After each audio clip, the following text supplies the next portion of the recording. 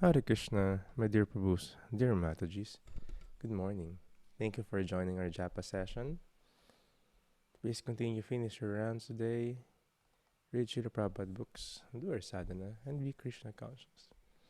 Maraming salamat. Hello, Kaiser, Riza Mataji, Sham Mataji, Rolly Prabhu, Jonah Mataji, and Radhanath Prabhu.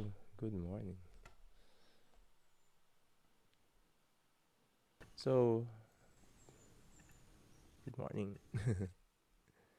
These past few days, we've been speaking about certain scenarios that actually catch the attention ng mga different um, um, catch our attention because of these different personalities. And sobrang mga nangyari, sobrang ganda naman nangyari. After Ashvatam released the Brahmastra, he was pardoned. At the same time, another trouble came, targeting the womb of Uttara Mataji para patayin si King Pariksit, yung descendant ng Pandavas, diba, the next king, the next emperor. He was saved by Krishna himself. And practically the whole Kuru dynasty was saved by Krishna because that is Brahmastra. Then, when Krishna was about to leave, Queen Kunti, the mother of the Pandavas, is praying, very hard. And malalaman natin in the succeeding verses, ano yung hinihiling niya. So we will continue to read from the Srimad Bhagavatam, first canto, Creation, chapter 8, Prayers by Queen Kunti. We are, anong text pa tayo? Text number 28. So, kinikontinue ni Queen Kunti yung prayers niya. My Lord, I consider your Lordship to be eternal time, the Supreme Controller without beginning and end, and all-pervasive one. In distributing your mercy, you are equal to everyone. The decisions between living beings are due to social intercourse. So she was mentioning here that si Krishna is yung eternal time. This was discussed in the Bhagavad Gita in the chapter 11 where nagpakita si Krishna ng universal form niya. And when Arjuna was so bewildered because of the thousands of heads, unlimited mouths, unlimited hands, saka yung mga features ni Krishna was there. Si Arjuna was put into a relationship with Krishna in own reverence. And nanginginig pa nga siya. Then he prayed, who are you and what is your purpose? Krishna answered, time I am, the destroyer of everything. So Krishna is considered as the eternal time as well. Sabi nga dito, without beginning and end. Tapos pervasive siya kahit saan nandun si Krishna. At the same time, He is also so merciful to everyone. Even non-devotees, He's so merciful. Yung mercy niya nandyan, nakakalat lang. Pero this time, yung perception ng mercy ni Krishna, it will depend kung sino yung mga nag-receive dito. So, Srila Prabhupada mentioned here that Krishna is the eternal time and He is also the witness. So, inaaral natin that Krishna is residing in everyone's heart. Kung ano yung nangyayari sa atin, even not in this lifetime lang, even the previous lifetimes, He witnesses this, alam niya yung mga nangyayari. And alam niya rin yung mangyayari in the future. He knows the past, present, and future. Because He is the Paramatma or the time. The Super Soul, at the same time, siya yung time. So, sobrang kakaiba to na description about Krishna. Mother Kunti is describing yung mga glories ni Krishna. And there was an example here as well na lagi natin discuss that without a blade of grass, without His sanction, not a blade of grass moves. So, yung mga nangyayari sa paligid natin, palagi na may sanction ni Krishna. Anything you want to share from here, Prabhu Radhanath? Good morning. Good morning. Good morning to you and to everybody. It's nice to be here once again. Yung intro ko parang paulit-ulit na eh. Nice to be with you, studying the Bhagavatam. Nice association. But it's good to always recognize this because truly it's a blessing. Mm. It's a blessing that we're able to study this Bhagavatam. And studying this in a group is really much more, for me, in my personal experience, much more joyful and much more relishable. So yeah, Kala, this time factor, dinidescribe ni Queen Kunti. That is Krishna. Ano nga eh, uh, at one way or the other, lahat ng living entities talaga nagsiserve kay Krishna eh, whether they know it or not. May naalala lang ako bigla about this time factor kasi 'di ba sinasabi natin na kahit sino actually nagsiserve kay Krishna, hindi lang nila alam. And yung living entities, whether he likes it or not, he is obliged to be in that mode na nasa service siya. Whether kahit service sa sarili, kung selfish ka masyado, sarili mo lang isip mo, service pa rin yun sa sarili mo eh. So, kung medyo payos ka, yung service attitude mo is really um, parang nakikita yan sa mga charitable works mo or just simply giving to others, mga ganun. So, you're serving the family, the community. Tapos yun, siyempre as devotees, we serve each other, we serve the Guru, we serve Krishna. So, yun yung mga, yung service na yun towards Krishna, yung favorable service na yun is good. But even to those, sabi nga, narinig ko sa isang lecture ng isang guru. Sabi niya, even those who are, mga nasa kulungan, di ba may term sila sinasabi nila, how much time you have to serve? They're serving time sa jail. Di ba yung jail time nila? Sineserve nila yon yung time na yon. So parang i-describe lang ni isang guru na actually even them, even those who are seemingly parang walang pag-asa makagawa ng anything good, any service, they're still serving the time until makalaya sila. So that time is Krishna. So parang binibigyan niya lang example na wala kang kawala. Basta living entity ka, you're bound to serve. Yung that in itself, yung service propensity is nasa each and every individual spiritual soul. Whether you're in the animal life or human form of life, yung service talaga andun eh. So anyway, na-track lang tayo ng konti about dun sa time factor kasi ngayon si Krishna. And even those who are seemingly wala nang pag-asang gumawa ng service or feeling nila wala na silang pinagsisilbihan, even sa mga nasa prison, they're serving time. So anyway, yeah, so yung isa sa mga main topics din sa Bhagavad Gita yon, yung Kala, is the time factor. Like sinabi ni Radhacharan Prabhu, sinabi ni Krishna sa Bhagavad Gita yon, na time I am, destroyer of all things. Ganun. So, we cannot deny na yung time is really parang present siya talaga. Whether we like it or not, kaandar yan. Hindi natin yung mapipigilan. Sabi nga kahit gaano karaming millions of dollars, you cannot buy time back. So that time, for us, especially sa human being, is very important how we utilize that time. And that time must be used in the service of Krishna. So yun lang muna yung share natin. So basa tayo ng text. Yeah, medyo tayo ngayon, onting text tayo pero we go deeper. Okay. Sige, Yan, sige. this time, Hanggang ilan ba tayo ngayon? 31. 28 to 31. Okay, sige. Yan. Sige, Onting basa ko sharing, ng isang text. yeah, Sige, go ahead. yeah. Just additional lang dun sa purpose ni Sri Prabhupada. It is very important that it was mentioned here that everyone was given freedom. Yung freedom na to, one could use or misuse. Tapos ayun daw yung mag-determine nung destiny natin.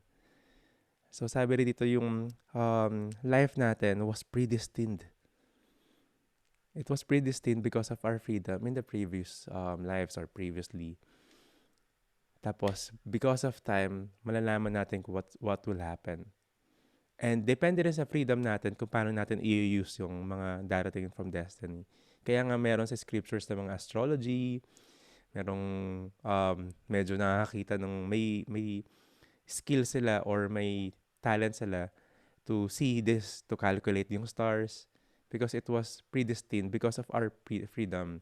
Sabi nga, those who misuse time, sila yung nagsasuffer ng mga miseries. So parang hindi mo pwede masabing malas talaga yung tao. One or the other in the previous lives, may mga freedom, may mga misuse sila ng freedom yung tao. Bakit niya kailangan receive yung parang malas ngayon? And wala rin talagang swerte. One or the other in the previous life, may mga ginawa siyang activity that will result dun sa mga nangyayari ngayon.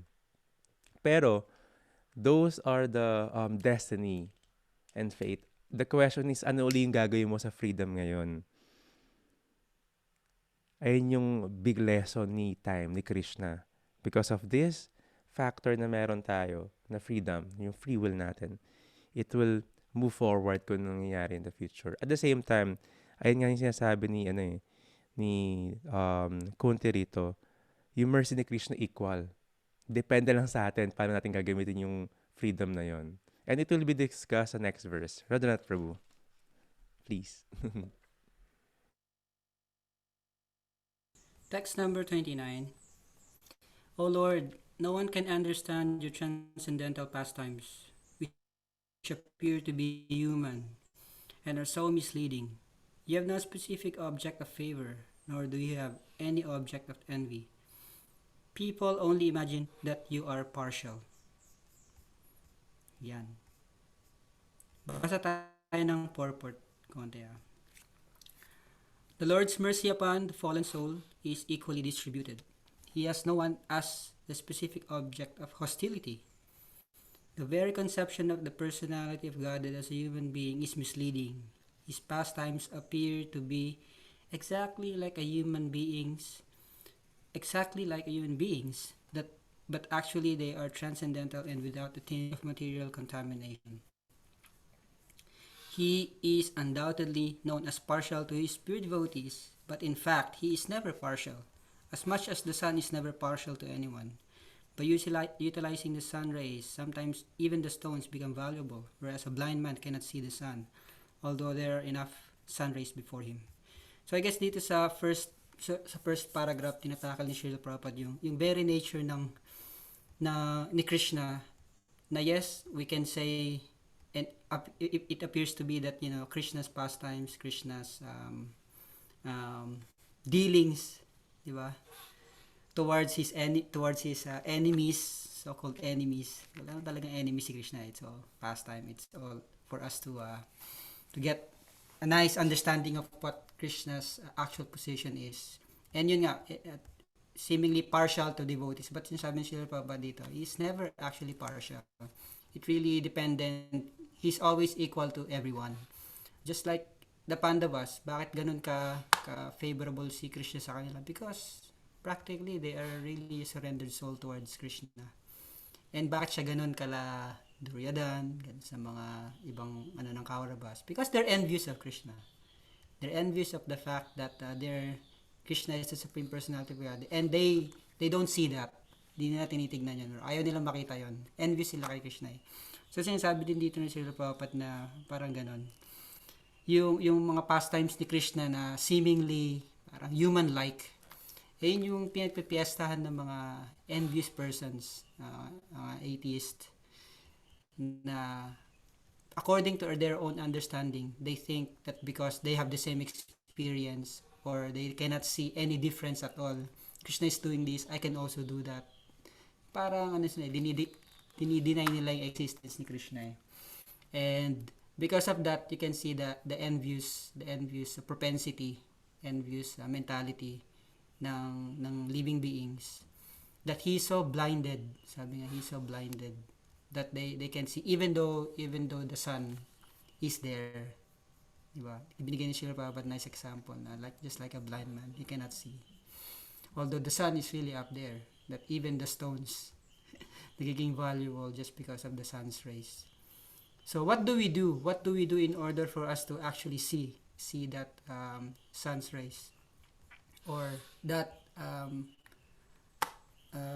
position, that very nature of the Supreme Personality of Godhead, we have to ask persons who have experienced the Lord, or who are devotees of the Lord. Kasi that's the only way we can understand. Otherwise, yes, we're all mercy case. Parang kanina, no, papunta ako ng palengke kanina, naisip ko lang bigla. Pag gusto kong i-point out dito yung just by the mercy. Mercy ng mga devotees, mercy ng guru. That we're able to see clearly our position, our um, nature, that we are spirit souls, we're servants of God. Parang kanina, naawa ako bigla. Maaga ako malis, pumunta ako ng palengke. Actually, sa tapat ng bahay nila kanay Krishna Pabuyon banda dito, papalabas na pasan. Yung aso, parang hindi ko inakala na makikita ko yun in real life. Nakikita ko lang yun sa mga pelikula, or minsan sa mga pictures. Yung aso, meron siyang may jar sa ulo niya. Nandun sa ulo niya yung jar, na pumasok yung ulo niya sa jar. Tapos nagdadaan-daan ako kasi ang dami nang tumitingin, parang nagkukos na siya ng commotion doon. Tapos wala namang ginagawa yung mga tao. So parang yung aabante ako, tatama siya sa akin. Kaya humihinto talaga ako, tapos tinitignan ko bago ko mabante. And then mabante ako konti. Binabaan ko siya. Kasi nakakaawa, sabi ko walang gumagawa. May tinawag akong bata. Sabi ko, tara, tanggalin natin yung tanggalin natin yung jar sa ulo niya kasi hindi siya makakita talaga. Tapos yun, by the looks of it, nakita ko yung katawan ng aso, nalaglag na siya sa mga kanal Parang ganun, nandumi-dumi niya na. Hindi ko alam gano'n na siya katagal dun sa jar na yon. Pero talaga nag-struggle siya. Hindi niya na makita hindi niya makita yung dinadaanan niya. Baka nga masagasaan pa siya. Tapos yun nga, unfortunately, hindi ako naging successful tanggalin kasi pumapalag siya Pumapalag siya.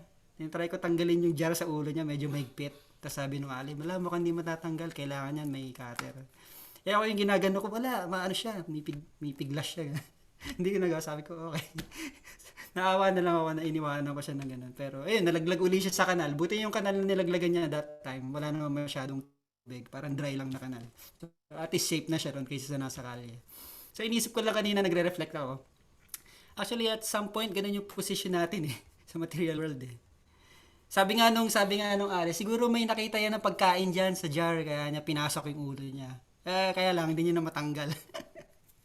So parang ganun, naawa ako bigla. Tapos, although parang, sana may nagawa pa ako. Pero wala pumipiglas siya Baka makagat din ako. So kailangan ko na mamalengke.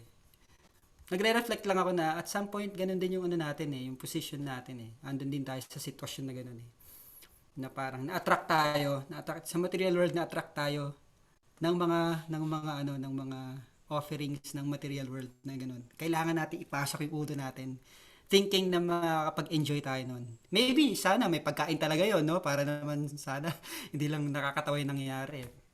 Pero yun nga, pinasok niya yung ulan. For sure, sabi nung Ale, baka may nakita yung pagkain dyan, tapos nga hindi na matanggal. So parang ganun din tayo yung material world. Di natin alam, ganun na pala yung position natin.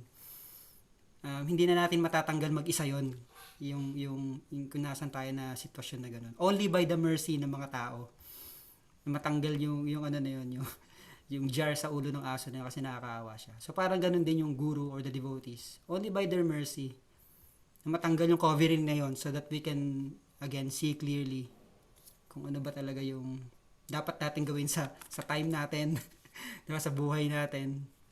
Makapag-reflect ka. So, only by the mercy na lang ng mga taong nandun matanggal yung sa ulo niya. So, hindi ko lang matanggal sa isip ko na mag-reflect na at some point ganun din tayo because of our enjoying propensity. Now, we think we can enjoy. And then, nasa troublesome situation na pala tayo. And then, years, months after months, years after years, kala natin we are in a perfect condition, perfect position, walang danger, walang anxiety. Pero yun pala, meron pala talaga. Covered tayo ng ganun. So yun lang muna gusto mo siya. Nakakaawa siya. Ang ganda ng analogy na yun Ayun nga yung tatawag na Sastra Chakshus. Si Radhanath Prabhu, even di tayo nasa Bhagavad Gita or Bhagavatam class, sa labas, nakokonekta. That's the idea natin ba't tayo nag-aaral nito. We could see sa paligid natin And we could relate. Sa Facebook Live, tinatanong ni Raymond Pangan, si Ramachandra, hindi ba babasagin yung jar? Hindi, no? Oo. Plastic siya, plastic, oo. Plastic, Mm. oo. Yung So, para malaking lagayan ng peanut butter, gano'n. Yung kasya sa ulo niya. ah, Malaki, malaki, medyo malaki. Oo. sana may laman niyang pagkain. Pero one Try word, ko siyang iganon, mahigpit, mahigpit.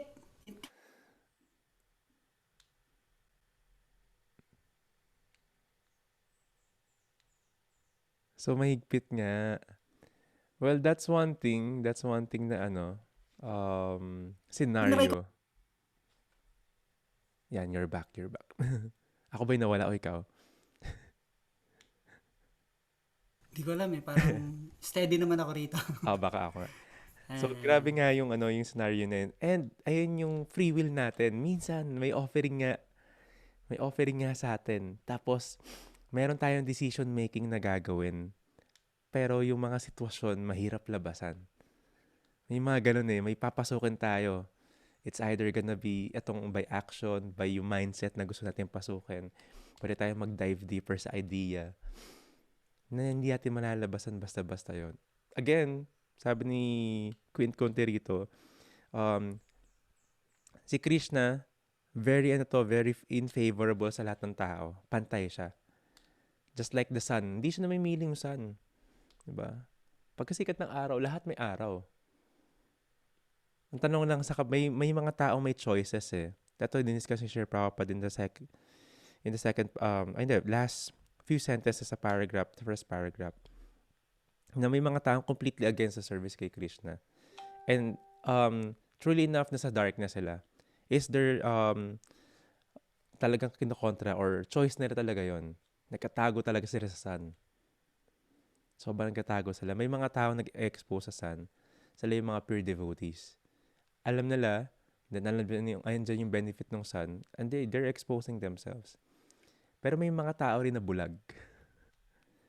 Sabi meron yung blind niya. Those who choose not those who choose to hide from the sun, those in-expose nila yung sarili nila, and may mga tao talaga na mga bulag. Hindi nila may perceive basta-basta.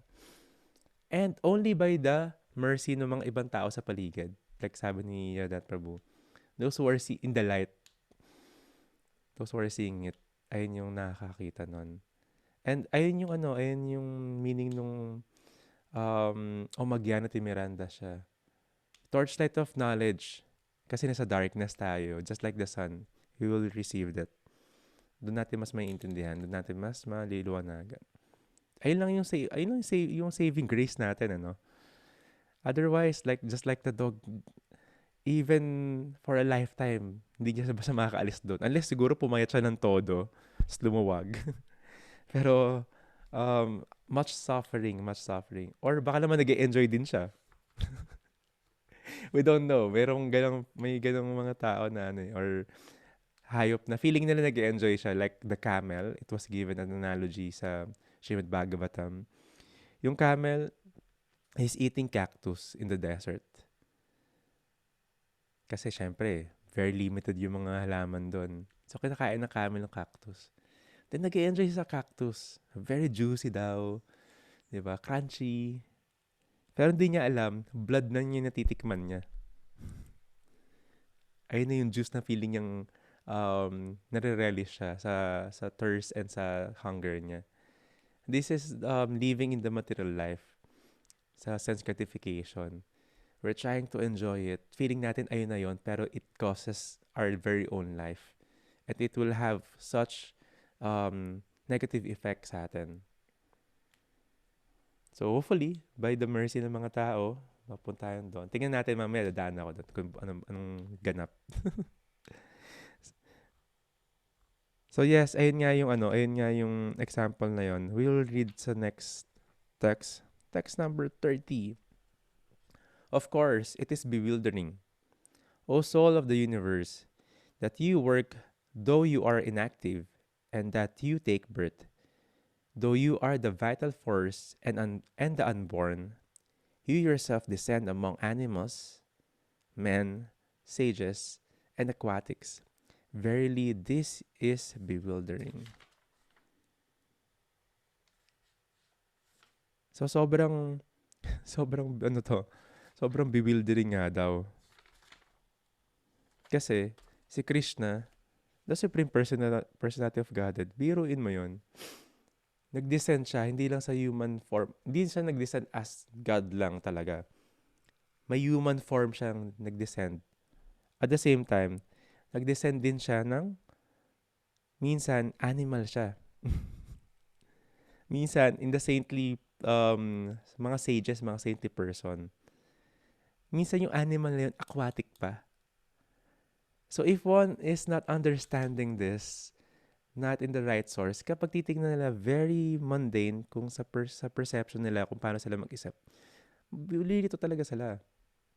Even si Queen Kunti sinasabi niya, this is bewildering. Kung paano yung ginagawa mo, Krishna, in descending in this material world. Tapos, unborn ka. So this is the glories ng studying Srimad Bhagavatam. We will have a look or take a peek kung paano yung greatness ni Krishna. Paano niya nagagawa to. Krishna descends sa material world with different purposes. Janma karma at shamedivyam. So yung birth niya, pumunta siya rito to propagate yung religiosity kasi nawawala siya in due course of time. Nawa-break yun. Yung chain of disciplic succession, nawawala rin. It is just like underground river. He will come to reestablish religiosity.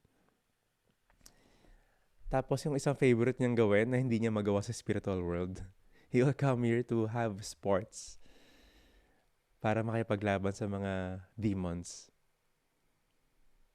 Isang ano niya yun, isang pastime ni Krishna yon.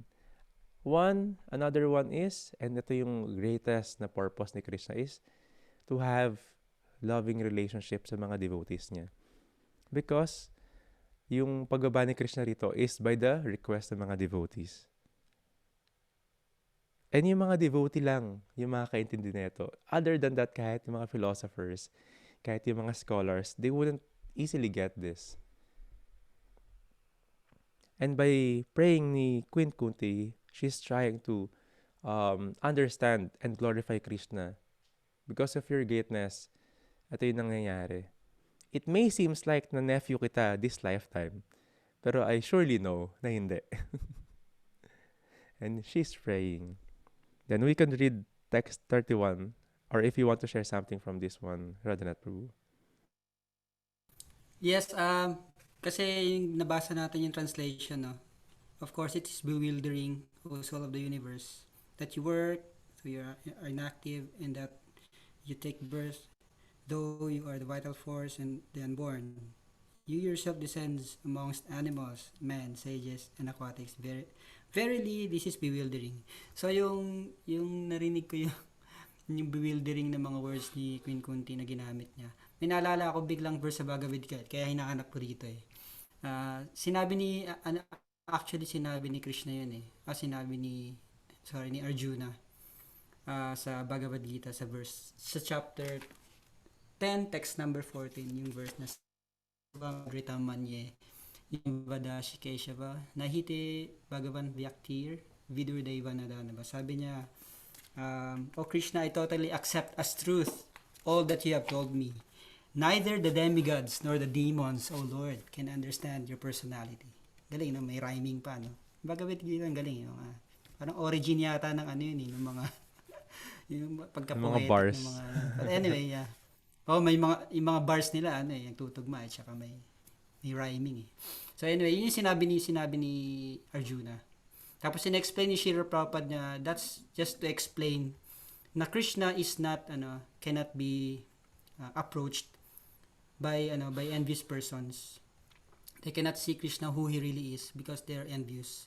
And it's not by just dry philosophical understanding, speculation, or so much you can say penance and austerities that one can understand Krishna.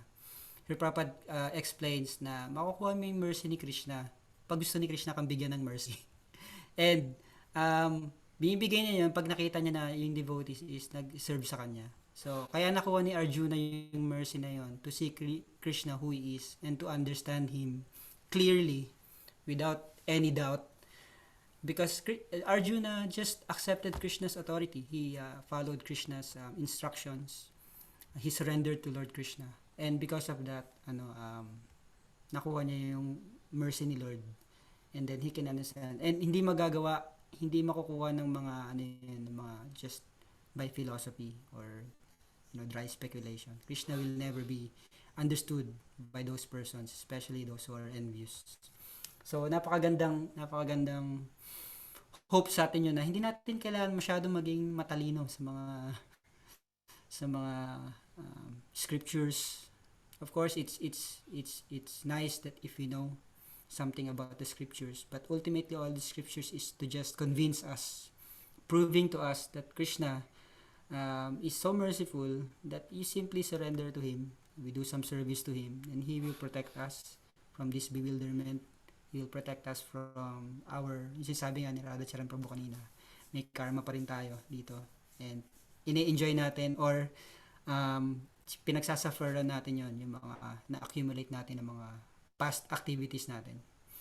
And like na-explain nga kahapon, yung mga karma na yon na medyo mga bad reactions na nagawa natin in our previous lives na maaari natin makuha ngayon. Si Krishna, inaano niya na yun. Nililesen niya na yun kasi surrender na tayo sa Kanya. So it's very nice. It's very inspiring lang na verse din na wag tayo bewilder sa mga sinasabi ng mga ibang mga atheists or ng mga envious sa God. Kasi the very nature of their yung nature or yung mga compositions nila about decrying about God is out of envy actually, and they just cannot understand, they just cannot surrender, and they will use parang everything in their power to deny or to parang defame the supremacy of God or Lord Shri Krishna. So by the examples of Queen Kunti and Arjuna, we can see how they approach Krishna and how they are surrendered to Krishna. So basahin natin, move on tayo sa text. Bago natin Sige, basahin, may question si Ramachandra. Maganda yung question niya sa live eh.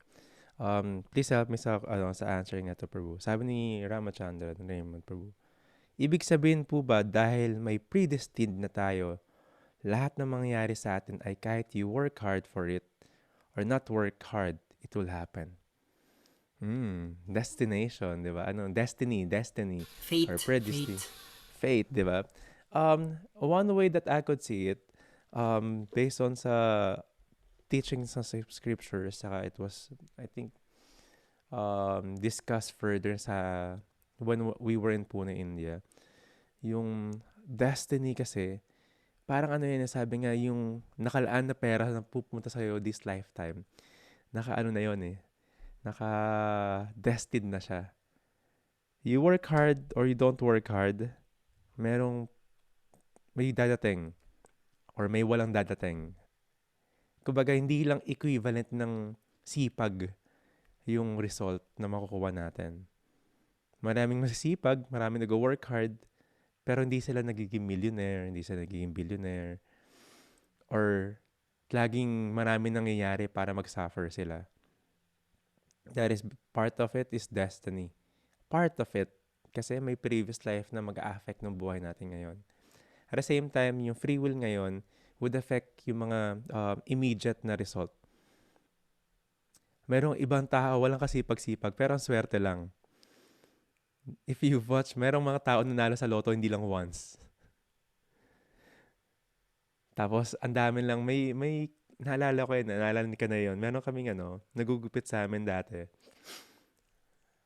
Lahat ng mga, alam mo yung the more entry you pass, the more chances of winning. Sa mga palabas sa TV, yung takip ng tansa ng soft drinks, tapos mag-iipon ka ng sachet na ganito, tapos ipapasa mo, sobre mo, papasa mo sa primetime show. Lagi siya nananalo. Iba-ibang channel na nanalo siya palagi. Tapos parang nagtataka yung mga tao, ano to? Ba't ang dami tinatry ng ibang tao, hindi siya nanalo. Siya parang normal lang sa kanya manalo. Di ba? Out of millions na magkapasa ng sobre. Naalala ko yun, di ba? Prime time show, pupunta yung mga host doon sa gabundok na mga sobre. Tapos kukuha sila ng sobre, tapos ga-announce sila nanalo. Nanalo siya doon. So yeah, may mga taong gano'n na destined sila sa mga to. Or ipapanganak sila. Hindi na nga nila kailangan mag-work hard eh. Papanganak na lang sila sa gano'n. Aristocratic family, di ba? Apelido neto, first class na ganito, kaya royal family. Because of their destiny, because of their previous lives. Again, pagdating ngayon, pwede nilang i-misuse or i-use na maayos yon. Pwedeng because of that mga swerte nila, so-called swerte, pwede nilang i-misuse. Pwede nilang talikuran yun or gamitin yun against yung principle ng pagiging human being. Pwede sila mag-drugs lang or pwedeng i-waste lang nila yon. So, iba pa rin siya. We have to combine yung destiny natin at the same time how to use yung free will ngayon, that moment. And meron detachment na kailangan tayong i-apply. Knowing this knowledge, sabi niya, if we're over-endeavoring sa material or mundane activities, pwede siya maging hindrance sa spiritual life. Or if we are intoxicated because of what we are receiving materially, pwede rin siya maging hindrance. So, free will is there from our previous sa kayo ngayon. You have any sharing and thoughts from this question ni Ramachandra, Prabhu? Very very quick lang na ayun, in terms of destiny or this fate. Um, once ang conditioned soul kasi hindi siya somehow nag-come in contact in Krishna consciousness, their fate is really sealed na, parang ganun. Like yung sinasabi mo, whether they act or not, may darating or may mga hindi darating. So that's one fact because nga yung mga because of our past activities, may mga makukuha tayong reactions dun eh. And sabi mo lahat yon calculated na yung lahat. May very interesting lang ako na gusto mo i-share na kasi uh, narinig ko na rin yung dati na parang ganun. But if when a devotee, pag nasa Krishna consciousness na siya, he or she is not under the material ano na eh, supposedly according to his strict practice of sadhana and devotion to Krishna, wala na siya dun sa material plane eh. Whatever it pagdaanan or hindi pagdaanan, actually nababalance out na lahat ni Krishna kasi wala na siya sa material energy. He's supposed to be under the spiritual energy na. So kaya yung sinasabi na devotees can change their fate. Di ba parang pinag-usapan din natin kahapon yan na si Krishna, tinatry niya ng i-lesson kasi hindi naman yung sinabi niya sa Bhagavad Gita eh, may devotees will never perish. So pag naging devotee ka na, instead nga na parang mamatay ka sa saksak or masaksak ka, may hiwa ka na lang. Or alam mo yun, parang o kung mamaya makakagat ka pala ng ahas tapos mamamatay ka mamaya, makagat ka na lang ng langgam, parang ganon. So nalilesen. So may mga if we understand this nicely, parang devotees can change their fate. Not just because they change it. They're not the ones changing it. It's Krishna. It's Krishna's compassionate and mercy that he changes the devotee's fate because as one surrenders unto me, I reward them accordingly. So parang ganun. So yun lang. But yeah, otherwise we have certain karma that we have to undergo. And unfortunately, those who have not come in contact with Krishna consciousness, that's the unfortunate situation. That's why for us na merong ability to share Krishna consciousness to others, we should do it so that we can also somehow change their fate and bring them back to Krishna's energy, bring them back to Krishna's loving shelter under his lotus feet. Yan. Basahin ko lang yung share ni Ron Prabhu then Radhanath Prabhu could read the last text natin for today. Sabi ni Ron, I realized something or I read something from Civilization and Transcendence. This is a small book sa mga bundles natin. Whatever material happiness is allotted for you by destiny, you'll get wherever you are. Kalena sarvatra gaibira ramhasa. By the arrangement of eternal time, everything will come about in due course. Kaya nga merong may palm reading or may birth chart. Because of our past, eto yung tayo nagpinta nun. Pero sabi ni Radhanath Prabhu nga, the Krishna consciousness activities, ito yung way para i-break yung cycle ng karma na yon. There is one sannyasi na kinakwento niya, even yung mga genuine, yung mga legit na mga astrologer sa India, yung mga nasa Brigu pa kay Brigu Muni line, yung may guru, may disciplic succession din sila. Sabi nila, if you're Krishna conscious, baliwala yung pagbasa ko sa'yo sa, sa astrology mo, even sa palad mo. I could say kung ano yung mga natitira, yung mga nasa destiny mo ngayon, pero magbabago at magbabago yan. Because si Krishna na nga may hawak sa'yo eh. Parang we have, yung sabi ni Radhanath Prabhu, we have karma to good and bad karma to harvest. Si Krishna, wala, kukunin na lahat yan. Teka lang, hindi na yung material nature yung may hawak sa'yo. Ako na, sagot ko na yan ah. Parang arbor na yan. Pero minsan, may si Krishna, may i-release na onti doon or babaguhin niya rin for certain lesson, for certain activities. So, nalilesen niya yung mga karma because of Krishna's mercy only. So, that's the power of Krishna consciousness. Ayun na yung way natin to break the cycle of birth and death, to break the karma. So, hindi siya under ng destiny, yung Krishna consciousness. Beyond yung Krishna consciousness sa destiny, actually. Yan, wonderful daw sabi ni. Thanks for answering, sabi ni Ramachandra po. Okay, let's proceed sa text 31, Prabhu. Please. Text number 31. My dear Krishna, Yashoda took up a rope to bind you when you committed an offense, and your perturbed eyes overflooded with tears, which washed the mascara from your eyes. And you were afraid, though fear personified is afraid of you. This sight is bewildering to me. So, imagine, no? Since sabi in-explain ni Prabhupada, this is just another classic example or explanation how Krishna's pastimes are, for the devotees, they are sometimes both inspiring, enlivening, but there are some cases, like here, it appears that even Queen Kunti is saying that it's bewildering to me. Kasi this is a wonderful pastime eh.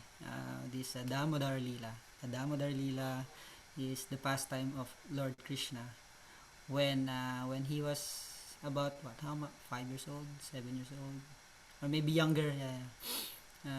This is a wonderful story about how, because Krishna is so naughty, because something happened, that Mother Yashoda had to kailangan siyang habulin, itali sa grinding mortar sa pastime nila na yon. In-explain dito ni Mother, ni Queen Kunti na this is bewildering to me because alam niya, Supreme Personality of Godhead, all pervasive. Sabi niya pa, fear, he's being feared by the fear personified, but yet sabi niya, nakita namin inano ka ni Mother Yashoda, but parang takot na takot ka, tapos natali ka pa niya. Sabi nga, ikaw hindi ka marireach even millions and billions of years ng pag-practice ng penance and austerities. No one can catch you. No one can just simply attain you like that. How much more na parang ganun-ganun lang si Mother Yashoda. Simple mother in a village. Na-capture ka niya. Tinali ka pa niya. Natakot ka pa sa kanya. Pero lahat ng yun, dapat hindi ikaw yun. Kasi beyond ka sa mga ganun. Pero how come may ganyan? Pero all of this is really to show us Krishna's wonderful qualities na yes, bewildering. But at the same time, if you just dive a little deeper, you can see na ginagawa na yun to increase the devotee's love for him. And sabi nga, hindi rin naman ma-achieve ni Mother Yashoda yon. Kung wala ring mercy ni Krishna, kailangan ng ng personal endeavor para ma-capture natin si Krishna, yes. Pero hindi niya gusto, hindi mo talaga siya makukuha. So, sa pastime na yon, sinasabi na kaya lang naman na-capture ni Mother Yashoda si Baby Krishna is because of two things. Kasi sa pastime, nung tinatry niya nang i-bind si Krishna daw sa grinding mortar. Yung grinding mortar, dun sila nag-grind ng mga whatever, mga grains. Kasi very old time nga ganun. So may grinding mortar. Maganda yung picture na yun. Sana ma-share natin yun. Pero anyway, tinatay na si Krishna ng ganun. And honestly, sabi, ewan ko, narinig ko kay isa sa mga senior devotee natin na nagtuturo din. Sabi niya for yung na-collect ni mother, parang bewildering nga kasi sa akin narinig ko yun.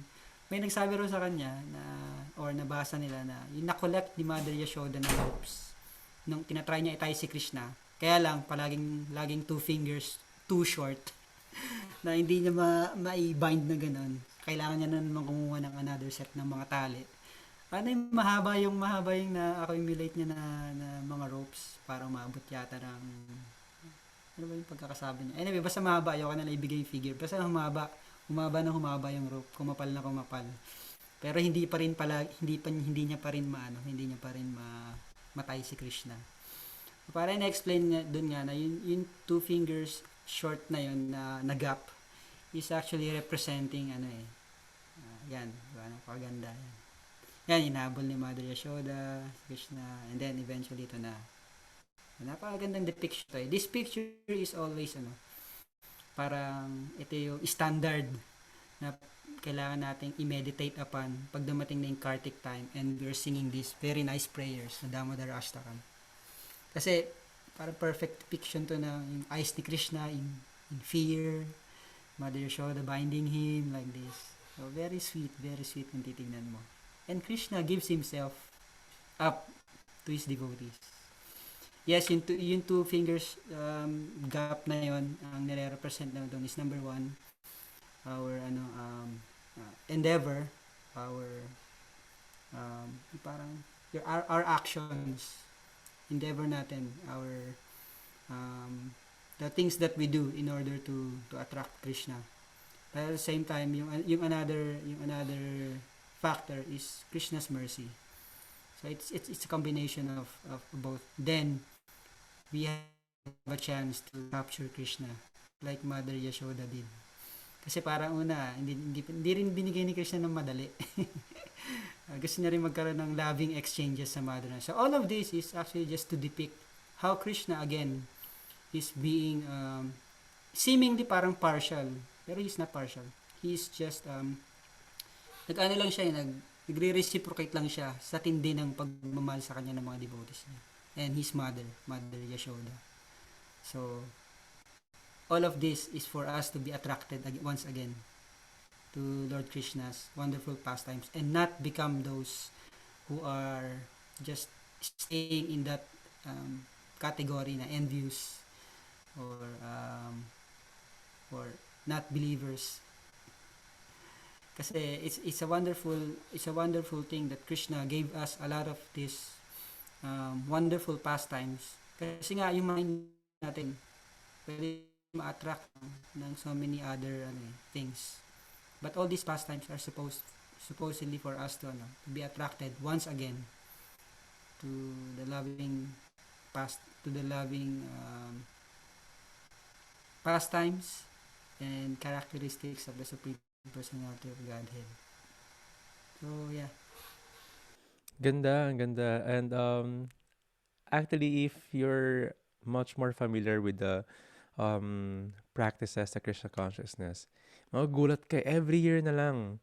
Every year, we are relishing, discussing yung pastime na to ni Krishna for the whole month. Sandali lang nangyari itong pastime na to pero for the whole month, we are trying to relish, go deeper sa pastime na to.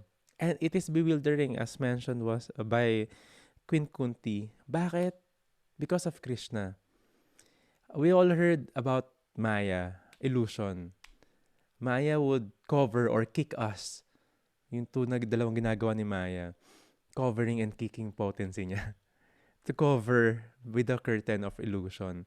So, hindi natin magets yung buhay na to. We are being entertained. At the same time, Krishna is also using Maya, the Yoga Maya, para makover din yung mga devotees niya. Just like Mother Yashoda, makover yung devotees niya na makita si Krishna as the Supreme Lord. Bakit? Kala gusto natin malaman na Supreme Lord si Krishna. Siya yung Supreme. For this higher purpose, for this higher relationship kay Krishna. So yeah, if you could remember, meron tayong 5 rasas with Krishna. Ano yan? First assignment natin dun yung sa meditation, yoga, philosophy. Pero this is one of it. Yung relationship na parent, si Krishna yung anak ng isang devotee. And binibigay ni Krishna yon, yung yoga maya, yung illusion na yun, para yung si Mother Yashoda will see Krishna as his own child. Kasi, hindi, kung alam niya Supreme Lord yon, mag-hesitate ka ipanish si Krishna. 'Di ba? Or yung mga kaibigan niya, mag-hesitate silang laruin si Krishna o tayain si Krishna doon sa habulan. 'Di ba? Hindi sila maglalaro or sasakyan nila si Krishna minsan. So, hindi nila gagawin yon. That is the potency pa rin ni Krishna. Siya pa rin nag-aalaw doon.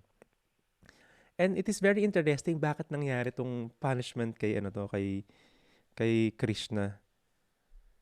Kasi si Krishna actually very naughty child siya. He's actually a thief. Kung may picture ka nakikita si Krishna, nagnanakaw siya. He's actually stealing butter. This butter, hindi siya yung katulad na pangluto ngayon. I've tasted this one when I was in India. They were churning yung milk. Masarap siya. Mas masarap pa parang icing na sweets na ganun kasarap yung butter na to. And they're using that to make sweets.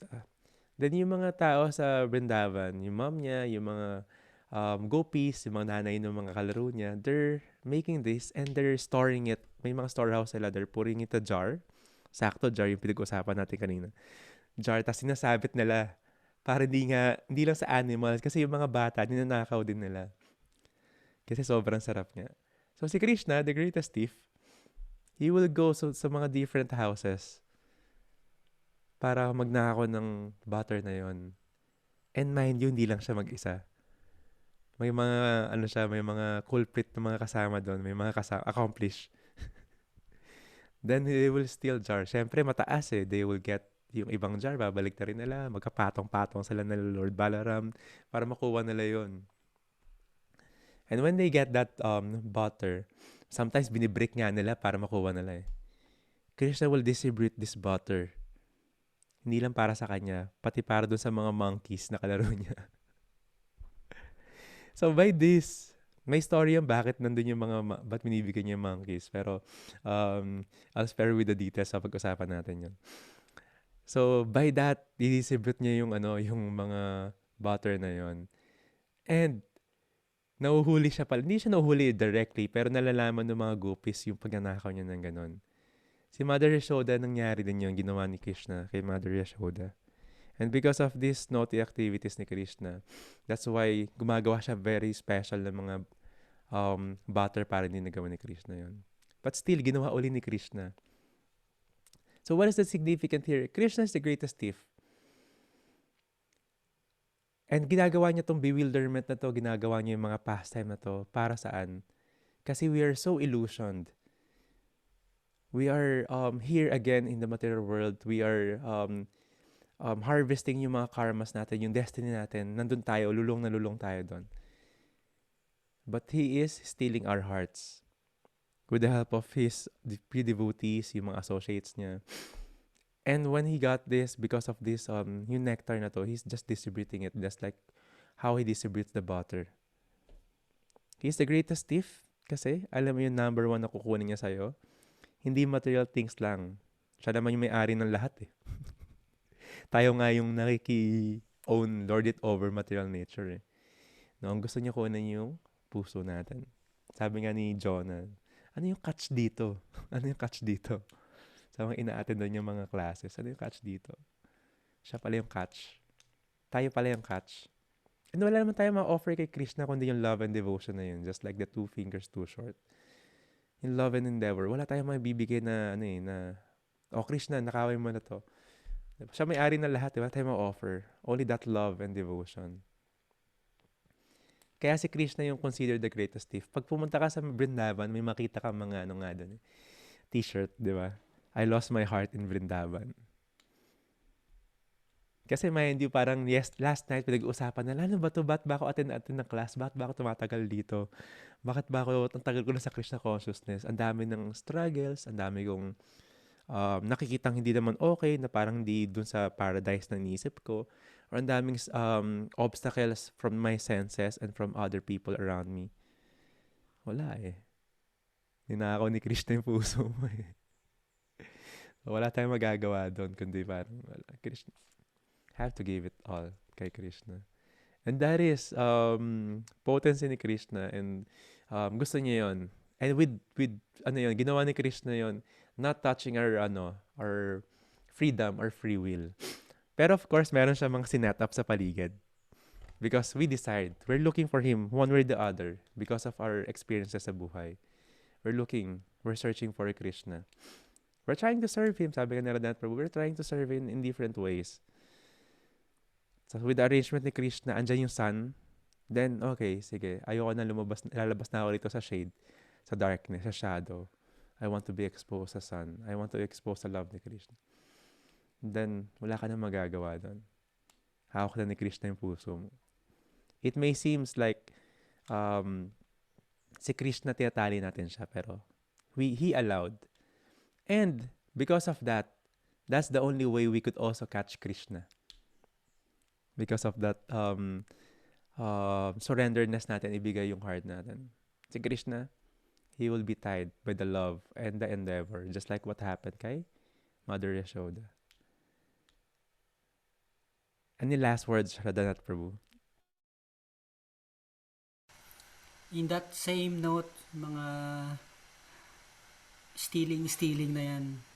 Sabi nga eh, I have to confirm sabi maybe Bhaktivinoda Thakur. Pagdating sa devotional life or specifically sa pag-hankering towards Krishna's mercy or the holy names, sabi niya we should beg, borrow, or steal. Ayan. So I have to again research on that. I can share with you tomorrow. Pero may ganong statement eh.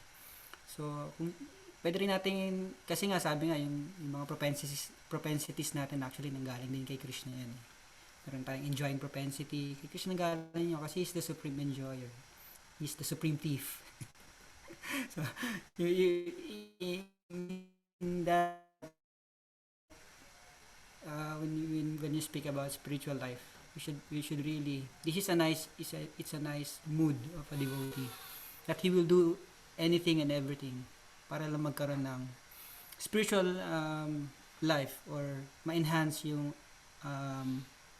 pag-pursue niya ng this process of bhakti yoga, this devotional service. He will beg, he will borrow, or he will steal just to have Krishna. Parang ganun. So in that same note, we should always strive, we should always look forward. Kung medyo nakukulitan na yung mga teachers nyo, pero kailangan nyo pa rin nakawin yung time nila kasi marami kayong mga questions. Go for it! This is a transcendental association and relationship. Kasi all the things that we do here is to support each other. For what? For our Krishna consciousness. So either we beg, or we borrow, or we steal. So yun ang gusto ko sabihin, that we should try to do as much as we can in order to be Krishna conscious. And if we cannot get it, we should steal it. Napaka-solid nun. Grantaraj Srimad Bhagavatam Ki Jai, Srila Prabhupada Ki Jai, Shri Krishna Damodar Lila Ki Jai, Gaura Premanande, Haribol. Thank you very much. 8 o'clock, we can transfer if you want to attend, if you still have time. We'll be with Ashu. Hello, Rafa. Yan, meron din tayong from 4th batch. They're watching sa Facebook Live natin. Hello. So, kita tayo sa mga sa 4th batch. 9 to 10 for our third day But part 2 ng How to Meditate natin. 11 o'clock, meron tayo with Guru Maharaj reading. 2:30 will be study kay Bhagavad Gita with Ashu. Then 7 o'clock, it will be gems. Study ng mga important verses sa Bhagavad Gita as it is. And gusto ko lang i-shout out si Ananta Rupa Prabhu is watching sa Facebook Live natin. Best luck! Kasal niya ngayong umaga. Yan. Hare Krishna. Thank you, Radhat Prabhu. It's always an honored and humbling experience studying Srimad Bhagavad Tam with you and also our dear Prabhus and dear Matajis. Please be safe. Pleasure is mine. Hare Krishna. Hare Krishna. Haribol, everyone.